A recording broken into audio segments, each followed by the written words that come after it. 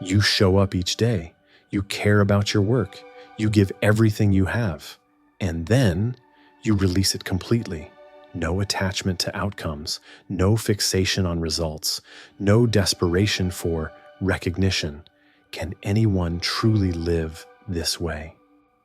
Marcus Aurelius believed it was the only path to freedom. In his personal writings, never intended for publication, this Roman emperor revealed how he navigated the impossible tensions of his life, commanding armies while accepting his lack of control, making life or death decisions while surrendering to the flow of nature, caring deeply for Rome while detaching from whether his efforts would succeed. This isn't passive resignation. This is Stoicism's crowning achievement, its final and most challenging paradox. In Book 3 of his Meditations, Marcus writes, "If thou workest at that which is before thee, following right reason seriously, vigorously, calmly, without allowing anything else to distract thee, thou wilt live happy. And there is no man who is able to prevent this." Notice what Marcus doesn't promise.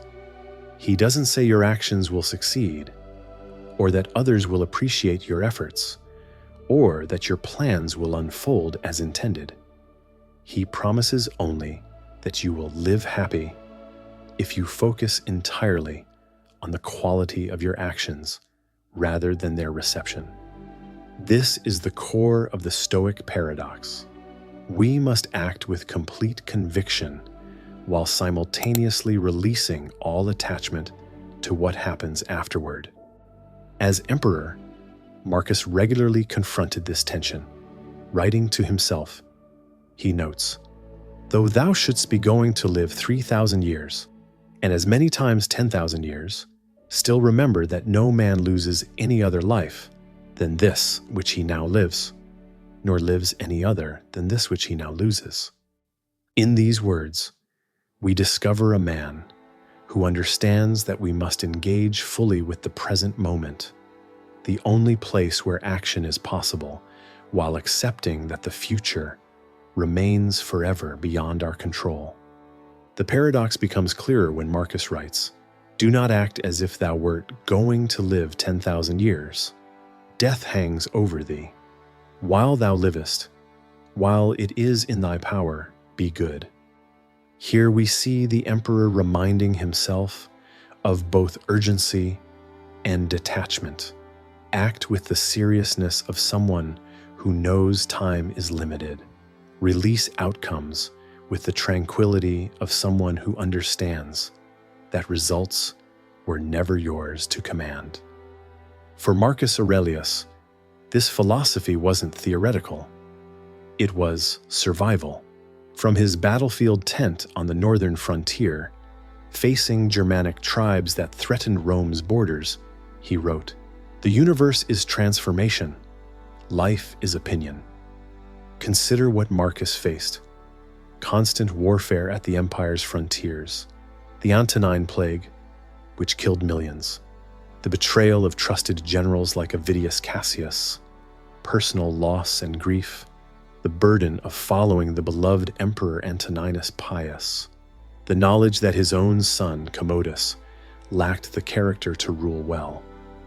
With such immense responsibilities, yet so much beyond his control, Marcus had to forge a philosophy that could sustain him. He writes, "Be like the promontory against which the waves continually break, but it stands firm and tames the fury of the water around it." This image, the steadfast cliff face against which endless waves crash, perfectly captures Marcus's situation. As emperor, forces beyond his power continuously assailed him. His only refuge was to stand firm in virtue, while accepting that the waves would never cease. He reminds himself, "The things which are not in our power include the body, property, reputation, political office, everything other than our own actions." When your decisions affect millions of lives, yet outcomes remain uncertain, this distinction becomes Not merely philosophical, but essential. Marcus learned to care deeply about right action, precisely because results were not guaranteed. But wouldn't this philosophy lead to emotional detachment or coldness? Doesn't letting go mean not caring in the first place? This critical misunderstanding confuses detachment from outcomes with detachment from virtue itself. Marcus never advocated dispassion toward moral excellence. Rather, he demonstrated profound commitment to justice, wisdom, courage, and temperance, regardless of whether his efforts were recognized or successful. In Book 2, he begins his day with this reminder. Begin the morning by saying to thyself, I shall meet with the busybody, the ungrateful, arrogant, deceitful, envious, unsocial. All these things happen to them by reason of their ignorance of what is good and evil. But I, who have seen the nature of the good, that it is beautiful, and of the bad, that it is ugly, cannot be injured by any of them. This is not the voice of indifference. This is the voice of someone who cares so deeply about acting virtuously that he prepares himself each morning to maintain his commitment to justice even when confronted with the worst of human behavior. Marcus cares about treating others justly, not because it will earn him praise or ensure reciprocity, but because justice itself is worthy of his devotion. As he writes, one man, when he has done a service to another, is ready to set it down to his account as a favor conferred. Another, still in his own mind, he thinks of the man as his debtor, but a third does not even know what he has done, but is like a vine which has produced grapes and seeks for nothing more after it has once produced its proper fruit. To care deeply, in the Stoic sense, means to care about the quality of your intentions, the wisdom of your decisions, the justice of your actions, the courage with which you face difficulty, the temperance with which you handle power, and to care about these things, regardless of whether they are recognized, rewarded, or successful. If caring deeply about virtue is essential, why must we also let go? Marcus addresses this directly, writing, altogether the interval is small, and consider with how much trouble, and in company with what sort of people, and in what a feeble body, this interval is laboriously passed. The reality is that our control is severely limited in 3 dimensions. First, by circumstances beyond our power. The things which are not in our power include the body, property, reputation, political office, everything other than our own actions. Second, by the brevity of life. Short is the little which remains to thee of life. Live as on a mountain. For it makes no difference whether a man lives there or here, if he lives everywhere in the world as in a state, political community. Third, by our own human limitations. If thou art pained by any external thing, it is not this thing that disturbs thee, but thy own judgment about it, and it is in thy power to wipe out this judgment now. Marcus understood that clinging to outcomes produces suffering. When we demand that reality conform to our wishes, we war against the nature of the universe itself, a battle no human can win. He writes, for the nature of the all moved to make the universe. But now either everything that takes place comes by way of consequence, or even the chief things are governed by no rational principle. When we accept these limitations of circumstance, of lifespan, of our own capacity, we gain freedom. Letting go isn't surrender, but recognition of reality. As Marcus says, remember that to change thy opinion and to follow him who corrects thy error is as consistent with freedom as it is to persist in thy error. So how do we reconcile these seemingly contradictory imperatives? How do we care deeply while letting go completely? Marcus offers guidance through his concept of the ruling faculty, what the Stoics called the hegemonikon, the rational element of human consciousness that makes judgments and decisions. He writes, "These three principles thou must have in readiness. In the things which thou doest do nothing, either inconsiderately or otherwise than as justice herself would act. But with respect to what may happen to thee from without, consider that it happens either by chance or according to providence. And thou must neither blame chance nor accuse providence." The key insight is this: we invest our care entirely in the quality of our actions, our intentions, our virtue, while simultaneously accepting that outcomes are determined by forces beyond our control. Marcus elaborates, "Remember that the ruling faculty is invincible. When self-collected, it is satisfied with itself. If it does nothing which it does not choose to do, even if it resist from mere obstinacy." This is how we hold both caring and letting go, by directing our care exclusively toward what is within our power, our judgments, decisions, and actions, while accepting with equanimity everything that lies beyond it. As Marcus puts it, "It is thy duty to order thy life well in every single act, and if every act does its duty, as far as is possible, be content. But perhaps some other active power will be hindered. Well, but by acquiescing in the hindrance, and by being content to transfer thy efforts to that which is allowed, another opportunity of action is immediately put before thee." When an obstacle arises, the Stoic doesn't abandon care. They redirect it to what remains within their power. This constant adjustment, this dance between commitment and acceptance, is the living paradox of Stoicism. Marcus himself embodied this paradox. Despite being Emperor of Rome, perhaps the most powerful position in the ancient world, he never forgot the limits of his control.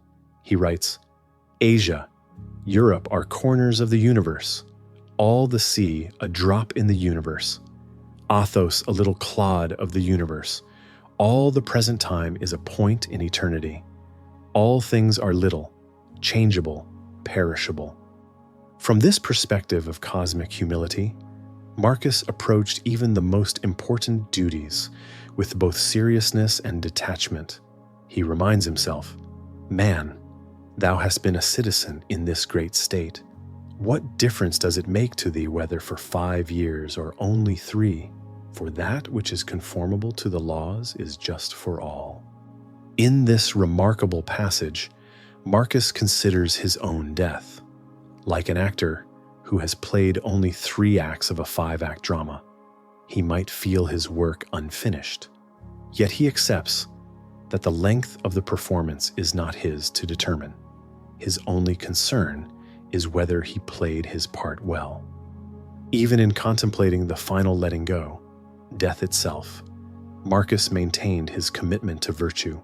"Thou wilt consider this then when thou art dying, and thou wilt depart more contentedly by reflecting thus: I am going away from such a life. Do not, however, for this reason, go away less kindly disposed to them, but preserving thy own character, and friendly and benevolent and mild." The sage in the Stoic vision is someone who acts with full intention and effort, who maintains inner tranquility regardless of results, who accepts what comes without complaint, and who continues to act virtuously in all circumstances. This is not detachment from life, but engagement with it on reality's terms. The sage cares deeply about living according to nature, which means both acting virtuously and accepting that many outcomes lie beyond human control. How can we apply this paradox in our own lives? Marcus offers several practical approaches. First, morning preparation. In the morning when thou risest unwillingly, let this thought be present. I am rising to the work of a human being. Why then am I dissatisfied if I am going to do the things for which I exist and for which I was brought into the world? Begin each day by recommitting to virtuous action, regardless of what obstacles you might face. Second, evening reflection. Let not sleep descend on thy weary eyes before thou hast examined all thy actions of the day by thy reason. Where have I erred? What have I done? What left undone? Starting here, review thy acts, and afterward blame the bad, but rejoice in the good. End each day by evaluating your own conduct, not outcomes, against the standard of virtue. Third, analyze impressions. Remember that it is not the thing which raises in the soul, the passion of desire or of aversion, that does the soul any harm, but rather the opinion and judgment concerning that thing. When disturbed by anything, ask, is this within my control or not? If not, practice accepting it as indifferent to your virtue. Fourth, practice impermanence. Acquire the contemplative way of seeing how all things change into one another, and constantly attend to it, and exercise thyself about this part. For nothing is so much adapted to produce magnanimity. Regularly contemplate the temporary nature of all things to reduce unhealthy attachment. Fifth, focus on service. Men exist for the sake of one another. Teach them then or bear with them. Direct your care towards serving others virtuously rather than securing particular outcomes. Through these practices, you train yourself to care deeply about what matters, virtuous action, while letting go of what does not, everything beyond your control. You are not here to control the world. You are here to meet it with reason, courage, and grace. This is Stoicism's most demanding invitation: to give your best knowing it may not be enough, and still to give it, to act with complete commitment while holding the results with open hands. Marcus Aurelius, who bore responsibilities few of us will ever know, shows us that this paradox is not only possible, but necessary. In his words, the art of living is more like the wrestler's art than the dancer's, in respect of this, that it should stand ready and firm to meet onsets which are sudden and unexpected. Life will throw you to the ground. Plans will fail. Efforts will go unrecognized. Misfortune will strike despite your best preventions. And in those moments, the final paradox of Stoicism offers its greatest wisdom, that in letting go, we find the freedom to truly care. In accepting our limits, we discover the power to exceed them. In recognizing what is not ours to control, we perfect what is. Like Marcus himself, emperor of Rome yet student of wisdom, we too can learn to hold this paradox, to care deeply, to let go completely, and in doing so, to find tranquility even in the most turbulent seas of life. So let this be your reminder to care deeply, let go completely, and stand firm like Marcus in both storm and stillness.